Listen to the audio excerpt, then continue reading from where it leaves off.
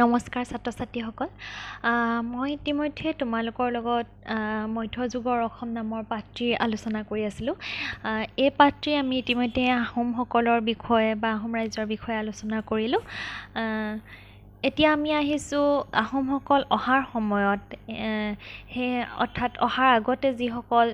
জনগোষ্ঠীয় ৰাজ্যসমূহ আছিল যিসকলে ৰাজত্ব কৰিছিলে শাসন কৰিছিলে সেই সৰুবৰ ৰাজ্যসমূহৰ বিষয়ে আলোচনা কৰিবলৈ তোমালোকে ইতিমধ্যে গম পাইছাই আগৰ ভিডিঅ'ত জানিছাই যে আহোমসকল অহাৰ সময়ত অসমখন কেইবাখনো সৰু সৰু ৰাজ্যত বিভক্ত হৈ আছিলে বহুতো সৰুবৰ ৰাজ্যই অসমত শাসন কৰিছিলে গতিকে সেই ৰাজ্যসমূহৰ বিষয়ে আমি আজি আলোচনা কৰিম প্ৰথমতে আমি আজি কামৰূপ কমতা ৰাজ্যৰ বিষয়ে আলোচনা কৰিম আহোমসকল অসমলৈ অহাৰ আগতে বুৰঞ্জী লিখাৰ কোনো পৰম্পৰা নাছিলে সেয়েহে অসমৰ অতীজৰ যিসকল জনগোষ্ঠী সেইসকলৰ বিষয়ে ইতিহাস আজিও ধূসৰ হৈ আছে তেওঁলোকৰ বিষয়ে সঠিক তথ্য এতিয়াও পোৱা নাযায় গতিকে তেওঁলোকৰ বুৰঞ্জীত তেওঁলোকৰ বিষয়ে কোনো সঠিক তথ্য পোৱা নাযায় অনুমানিকভাৱে আমি কিছুমান তথ্য আমি লাভ কৰিছোঁ সেই ভিত্তিতে আমি আলোচনা আগবঢ়াব লাগিব গতিকে অনুমান কৰা হয় যে প্ৰাচীন কামৰূপত পাল বংশৰ ৰাজত্ব কৰিছিলে আৰু পাল বংশৰ শেষৰজন ৰজা আছিলে জয়পাল আৰু জয়পালৰ বিষয়ে বুগ্ৰা জিলাৰ কেথল থানাৰ অন্তৰ্গত হিলিমপুৰৰ হেলপত্ৰ লিপিত আৰু লণ্ডনৰ ইণ্ডিয়া অফিচ লাইব্ৰেৰীৰ সংৰক্ষিত চান্দুক পৰিশিষ্ট প্ৰকাশ নামৰ পাণ্ডুলিপিত উল্লেখিত আছে আৰু অনুমানিক তেওঁ 1100 খ্ৰীষ্টাব্দত প্ৰাচীন কামৰূপত ৰাজত্ব কৰিছিলে আৰু এওঁৰ পিছত টিংগদেৱ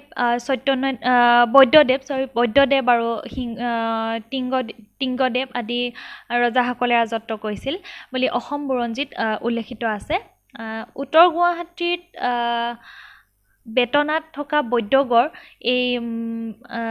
বৈদ্যদেৱৰ দিনতে নিৰ্মিত বুলি অনুমান কৰা হয় আৰু এই বৈদ্যদেৱে 1140 খ্ৰীষ্টাব্দত ৰাজত্ব কৰিছিলে এই তাৰপিছত 1140 খ্ৰীষ্টাব্দৰ পৰা 1250 খ্ৰীষ্টাব্দলৈকে কামৰূপৰ ৰাজত্ব কৰা ৰজাসকলৰ বিষয়ে কোনো সঠিক তথ্য লাভ কৰা নাযায় অৰ্থাৎ সেই সময়ৰ ৰজাসকলৰ ইতিহাস ধূসৰ হৈ আছে বুলি কোৱা হৈছে দ্বাদশ শতিকাৰ শেষৰ ফালে কামৰূপত কেইবাবাৰো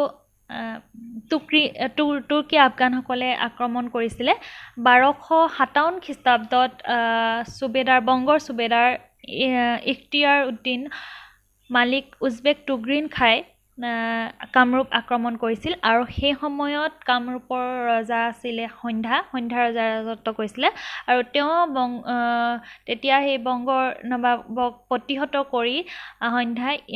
তেওঁৰ ৰাজধানী গুৱাহাটীৰ পৰা কমতাপুৰলৈ স্থানান্তৰিত কৰিছিলে আৰু স্থানান্তৰিত কৰি সেই ঠাইত তেওঁ কমতা ৰাজ্য হিচাপে প্ৰতিষ্ঠা কৰিছিলে তেতিয়াৰ পৰা ৰাজ্যখনৰ নাম কমতা ৰাজ্য হয় সন্ধ্যা ৰজাৰ বিষয়ে অৰ্থাৎ কমতা ৰাজ্যৰ ৰজা সন্ধ্যাৰ শাসনকালৰ সম্পৰ্কে বিশেষ আৰু কোনো তথ্য পোৱা নাযায় তেওঁৰ পৰৱৰ্তী ৰজা আছিলে দুৰ্লভ নাৰায়ণ ইন্দ্ৰ নাৰায়ণ আদি আৰু এই ইন্দ্ৰ নাৰায়ণকে এজন উচ্চাকাংক্ষী ভূঞা আৰিমত্ত নামৰ এজন ভূঞাই হত্যা কৰি তেওঁ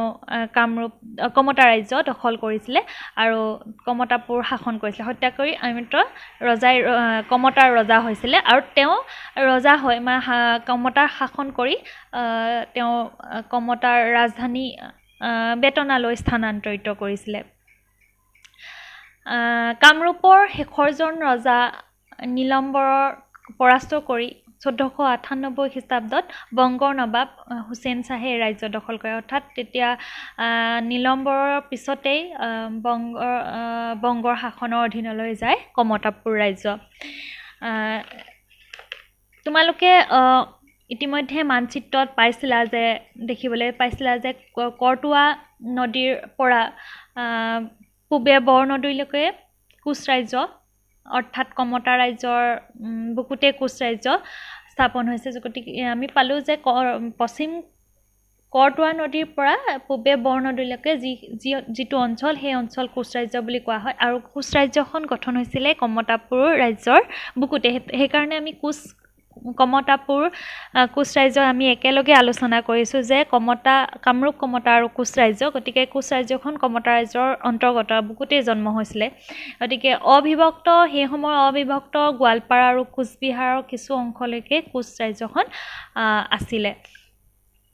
কোচ ৰাজ্যৰ প্ৰতিষ্ঠাতা আছিলে বিশ্বসিংহ প্ৰতিষ্ঠা কৰিছিলে তেওঁ ভূঞাসকলক পৰাস্ত কৰি তেওঁ এই ৰাজ্য প্ৰতিষ্ঠা কৰিছিলে আৰু এই ৰজা বিশ্বসিংহ আছিলে হিন্দু ধৰ্মৰ পৃষ্ঠপোষক তেওঁৰ দিনত কোচ ৰাজ্যৰ লগত আহোমৰ সংঘৰ্ষও হৈছিলে আৰু তেখেতে কোচবিহাৰত কোচ ৰাজ্যৰ ৰাজধানী পাতিছিলে কোচসকলৰ শ্ৰেষ্ঠ ৰজা আছিলে নৰনাৰায়ণ আৰু তেওঁৰে সুদক্ষ সেনাপতি আছিলে চিলাৰায় তোমালোকে চিলাৰায় নামটো শুনিছা চাগে গতিকে তেওঁৰ বীৰত্বৰ কথা এতিয়াও আমি শুৱৰো তেওঁৰ বীৰ চিলাৰায় বীৰত্বৰ কথা সৰ্বজনবিদিত সকলোৱে জানে অকল কোচসকলেই নহয় সমগ্ৰ অসমবাসীৰ লগতে সেই সময়ত কোচবিহাৰৰ লোকসকলেও বীৰ চিলাৰায়ৰ বীৰত্বক লৈ গৌৰৱ অনুভৱ কৰে এতিয়াও আমি বীৰ চিলাৰায়ক শুৱৰো গতিকে তেখেতক এই কাৰণে বীৰ বুলি কোৱা হয় চিলাৰায় তেওঁৰ প্ৰকৃত নাম নাছিলে তেওঁ চিলাৰায় নাম পাইছিলে কিয় পাইছিলে মই সেই বিষয়ে ক'ব বিচাৰিছোঁ তেওঁক কিয় চিলাৰায় বুলি কোৱা হয় বিশ্বসিংহৰ যিহেতু প্ৰতিষ্ঠাতা আছিলে সেই বিশ্বসিংহৰ 18জন পুতেক আছিলে সেই 18জন পুতেকৰে ডাঙৰ পুত্ৰৰ নাম আছিলে মল্লদেৱ আৰু মল্লদেৱে যেতিয়া বিশ্বসিংহৰ মৃত্যুৰ পিছত মল্লদেৱক ৰাজ্যভাৰ অৰ্পণ কৰা হয় আৰু তেওঁ ৰজা হৈ নৰনাৰায়ণ নাম লয় নৰনাৰায়ণ হিচাপে তেওঁ ৰাজ্যৰ ৰজা হয় আৰু তেওঁ ভায়েক শুক্লধ্বজক তেওঁ সেনাপতি পাতে আৰু সেই শুক্লধ্বজে চিলাৰ দৰে অতৰ্কিতে আক্ৰমণ কৰি যুদ্ধ কৰিব পাৰিছিলে কাৰণে ৰাজ্য জয় কৰিব পাৰিছিলে তাৰ কাৰণে তেওঁক চিলাৰায় উপাধি দিয়া হৈছিলে অৰ্থাৎ চিলাৰ দৰে উৰি উৰি তেওঁ যুদ্ধ কৰিছে চিলাৰায় মানে চিলনীৰ দৰে উৰি উৰি তেওঁ যুদ্ধ কৰিব পাৰিছিলে কাৰণে তেওঁক মানে চিলাৰায় উপাধি দিয়া হৈছিলে নাম দিয়া হৈছিলে তেওঁক চিলাৰায় তেওঁ শুক্লধ্বজৰ নামৰ পৰিৱৰ্তে চিলাৰায় নামেৰে পৰিচিত কোচ ৰজা নৰনাৰায়ণে সেইকাৰণে সেই সময়ত 1562 খ্ৰীষ্টাব্দত আহোম ৰাজ্য আক্ৰমণ কৰে আৰু যিহেতু এজন বীৰ চিলাৰায়ৰ নেতৃত্বত তেওঁ আহোমৰ লগত তেওঁৰ মানে সংঘৰ্ষ হৈছিলে আৰু তেওঁ আহোমসকল সেই সময়ত আহোমসকল প্ৰতাপী আছিলে শক্তিশালী আছিলে যদিও আহোমসকলক বীৰ চিলাৰায় পৰাস্ত কৰিছিলে আহোমসকল পৰাজয় বৰণ কৰিবলগীয়া হৈছিলে চিলাৰায়ৰ হাতত আৰু চিলাৰায় আহোমসকলক পৰাস্ত কৰি আহোমৰ ৰাজধানী গড়গাঁও দখল কৰিছিলে আহোম ৰাজ্য জয় কৰাৰ পিছত তেওঁ কছাৰী ৰাজ্যও জয় কৰিছিলে কছাৰী ৰাজ্যত তেওঁ আক্ৰমণ কৰি কছাৰী ৰাজ্য জয় কৰিলে ঠিক সেইদৰে ক্ৰমে তেওঁ মণিপুৰ জয়ন্তীয়া ত্ৰিপুৰা খৈৰাম ডিমৰীয়া শ্ৰীহট্ট আদি ৰাজ্যসমূহ জয় কৰিছিলে তেওঁ একেবাৰে গৌড় ৰাজ্যলৈকে তেওঁ আক্ৰমণ কৰিছিলে গৌড় ৰাজ্যও তেওঁ আক্ৰমণ কৰিছিলে বুলি তথ্য আছে কোচ ৰজা নৰনাৰায়ণৰ দিনতে এজন ইংৰাজ ভ্ৰমণকাৰী আহিছিলে তেওঁৰ নাম আছিলে ৰাল্ফ ফিটছ আৰু ৰাল্ফ ফিটছে কোচসকলৰ বিষয়ে তথা কোচসকলৰ সেই আৰ্থসামাজিক অৱস্থাৰ বিষয়ে এটা বহুমূলীয়া টোকাও লিখি থৈ গৈছে কোচসকলে অৰ্থাৎ নৰনাৰায়ণ আৰু চিলাৰায় অকল যুদ্ধ জয়তে বা মানে ৰাজ্য লগত সংঘৰ্ষ বা ৰাজ্য জয়তে ব্যস্ত নাথাকি তেওঁ প্ৰজাৰ হিতকৰ কিছুমান কামো হাতত লৈছিলে বা কল্যাণমূলক কাম হাতত লৈছিলে সেইসমূহৰ ভিতৰত তেওঁ আছিলে আলি বন্ধোৱা কাম তেওঁলোকে এটা ৰাস্তা বনাইছিলে প্ৰজাৰ সুবিধাৰ অৰ্থে আৰু এই আলিটো বন্ধাইছিলে তেওঁ ভাতৃৰ নাম আছিলে গোহাঁই কমলৰ হতুৱা বন্ধোৱা কাৰণে আলিটোৰ নাম গোহাঁই কমল আলি নামে পৰিচিত গতিকে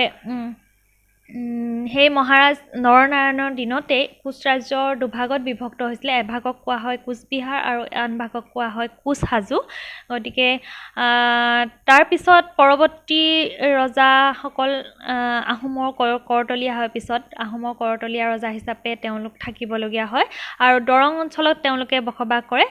আৰু পৰৱৰ্তী সময়ত দৰঙী ৰজা কৃষ্ণনাৰায়ণৰ দিনত দৰংখন ব্ৰিটিছৰ শাসন ইংৰাজৰ অধীনলৈ যায়। যিহেতু আমি ইতিমধ্যে গম পালোঁ আহোম ৰাজ্যও ইংৰাজৰ অধীনস্থ হয়, ব্ৰিটিছৰ অধীনস্থ হয়, গতিকে ব্ৰিটিছে সকলোবোৰ ৰাজ্য তেওঁলোকৰ অধীনস্থ কৰে। ঠিক তেনেদৰে দৰং অঞ্চলত যিহেতু কোচসকলক দিয়া হৈছিলে, কোচসকলৰ ৰজা দৰঙী ৰজা বুলি কোৱা হয় দৰং অঞ্চলত থকা বাবে। তেওঁক দৰঙী ৰজা কৃষ্ণনাৰায়ণৰ দিনতেই ইংৰাজসকলে দৰংখন অধিকাৰ কৰে আৰু তেতিয়াই আমাৰ কোচ ৰাজ্য বা কোচসকলৰ শাসন ব্যৱস্থা অন্ত পৰে বুলি ক'ব লাগিব। গতিকে আজি আমি